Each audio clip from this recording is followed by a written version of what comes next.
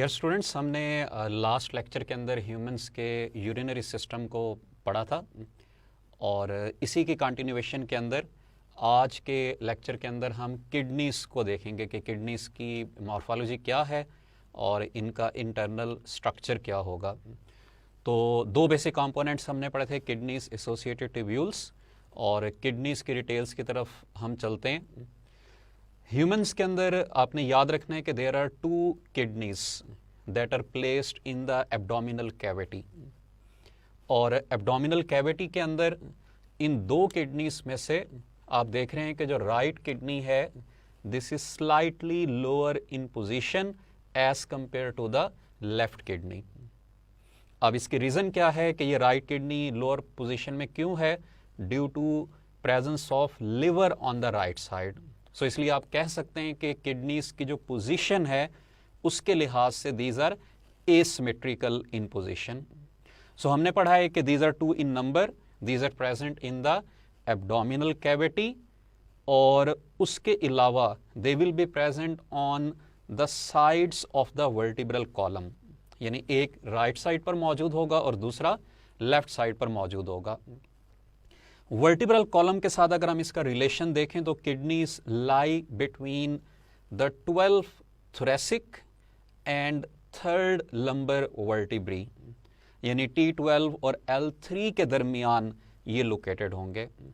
और नॉर्मली इनके जो अपर एंड्स हैं these are protected by the 11th and 12th ribs of the rib cage.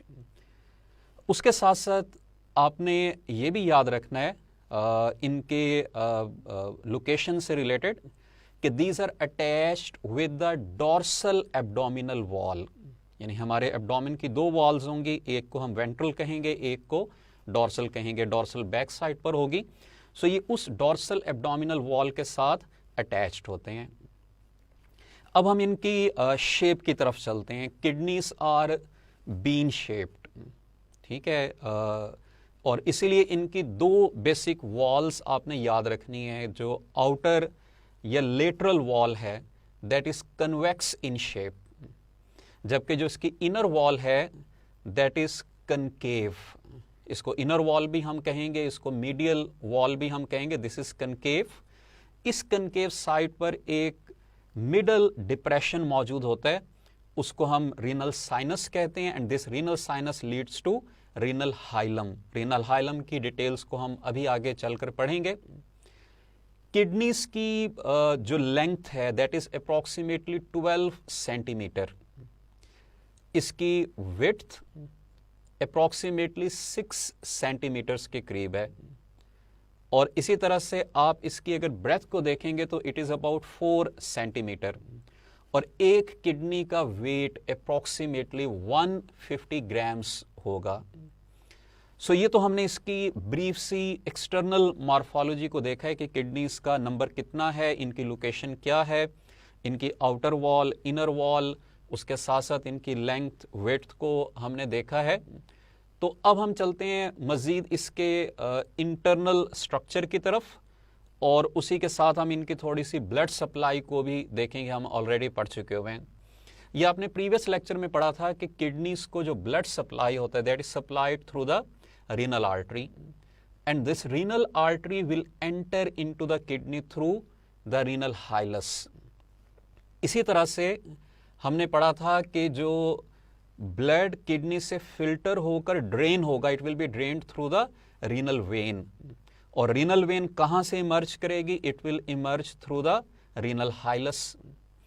इसी तरह से जो नर्व्स हैं which are supplied to the kidneys, उनको हम रीनल नर्व्स कहेंगे, विच में बी सेंसरी और the motor nerves.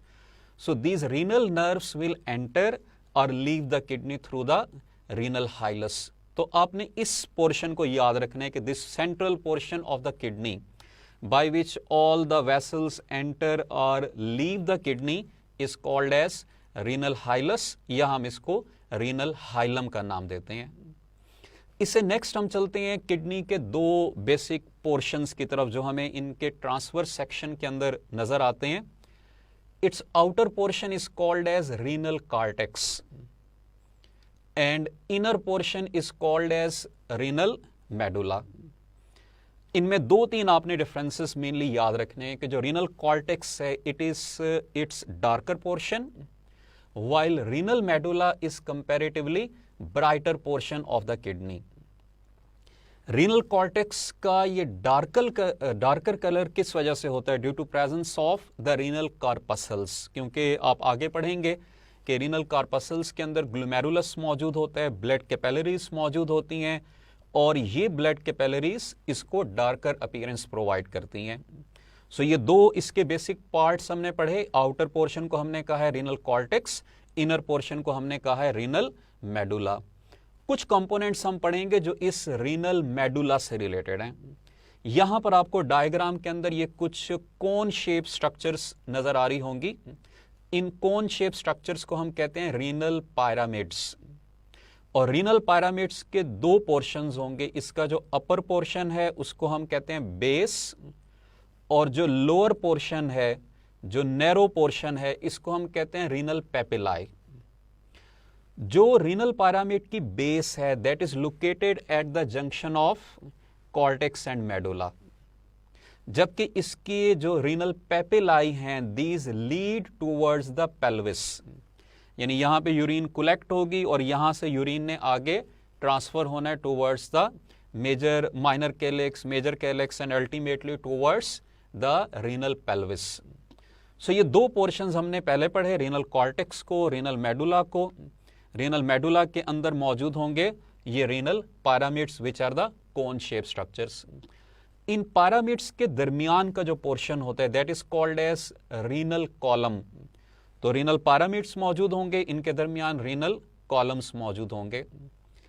Each kidney is surrounded by a fibrous capsule.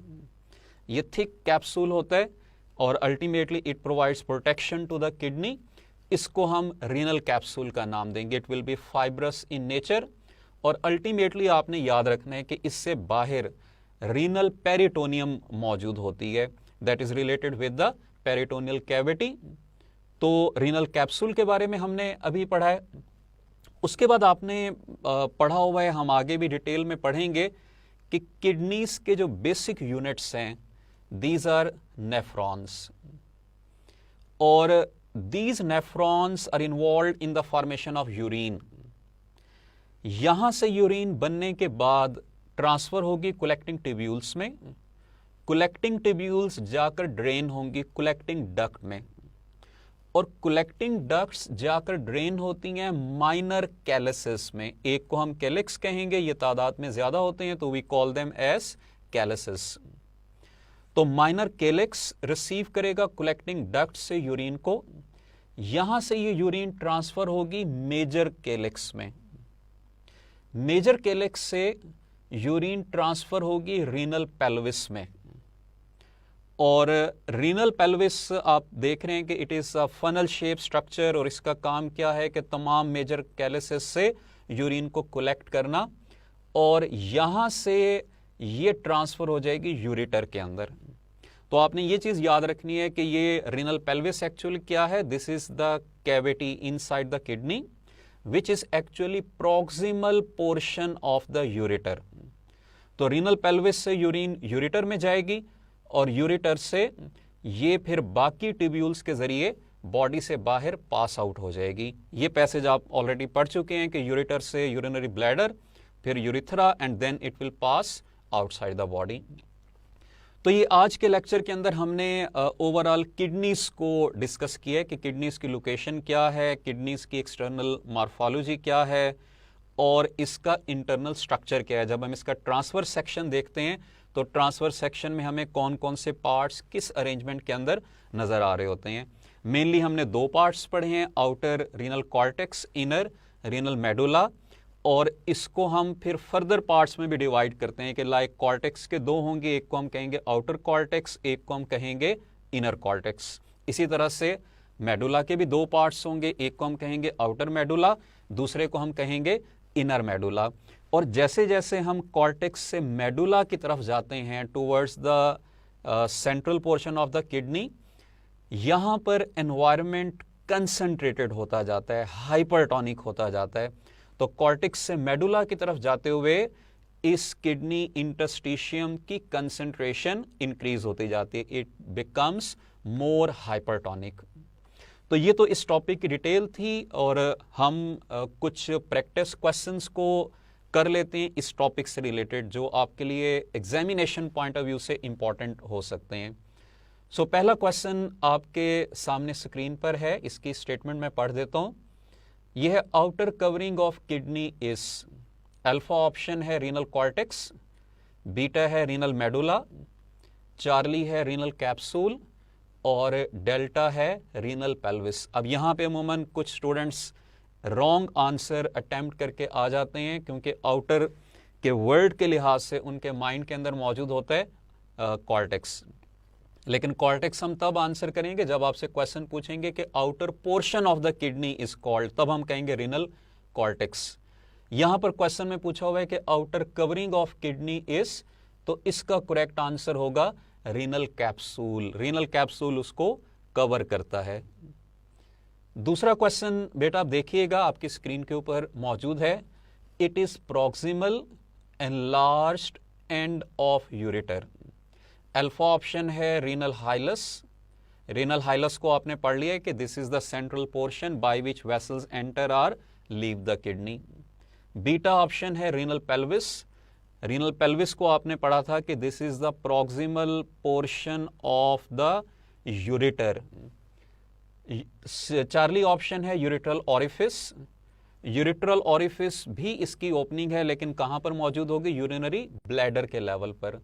और डेल्टा है यूरिथ्रल ऑरिफिस। इसके नाम से हमें पता चल रहा है कि ये यूरिथ्रा की ओपनिंग के लिए टर्म हम यूज करते हैं। तो इसीलिए क्वेश्चन है it is proximal enlarged end of ureter, और इसका करेक्ट ऑप्शन होगा बीटा। रीनल पेल्विस को हम इसका प्रॉक्सिमल एंड कहेंगे। तीसरा क्वेश्चन हम देख लेते हैं, आपकी स्क्रीन के ऊपर मौजूद है कि it is highly concentrated part of kidney. Alpha outer cortex, beta inner cortex, Charlie outer medulla, और डेल्टा ऑप्शन है इनर मेडुला की। और ये भी हमने अभी टॉपिक के अंदर पढ़ा था कि जैसे हम कॉर्टेक्स से मेडुला की तरफ मूव करते हैं तो कंसंट्रेशन इंक्रीज होती है, यानी आउटर कॉर्टेक्स से इनर कॉर्टेक्स ज्यादा कंसंट्रेटेड होगा, इनर कॉर्टेक्स से आउटर मेडुला ज्यादा कंसंट्रेटेड होगा, और आउटर मेडुला से इनर मेडुला ज्यादा कंसंट्रेटेड होगा। तो इस लिहाज से the highly concentrated part of the kidney will be inner medulla. So इस क्वेश्चन की करेक्ट ऑप्शन डेल्टा होगी।